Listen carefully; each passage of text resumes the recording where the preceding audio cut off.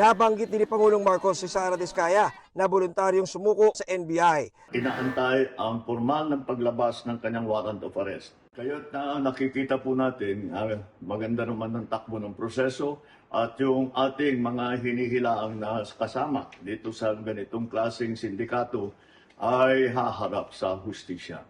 Sa tanggapan ng NBI, nagpalipas ng magdamag si Diskaya na nahaharap sa mga kasong graft at malversation dahil sa umunoy Ghost Flood Control Project sa Davao Occidental. Ayon sa NBI, bukod kay Diskaya, kusa ring sumuko ang 8 opisyal ng DPWH Davao Occidental. Nasa kustudiya sila ng NBI. Sumuko rin ang pamangkin ni Diskaya na si Maria Roma Angeline Rimando na isa sa mga opisyal ng St. Timothy Construction. Nakadetine naman sa Senado ang asawa ni Sara na si Curly Diskaya.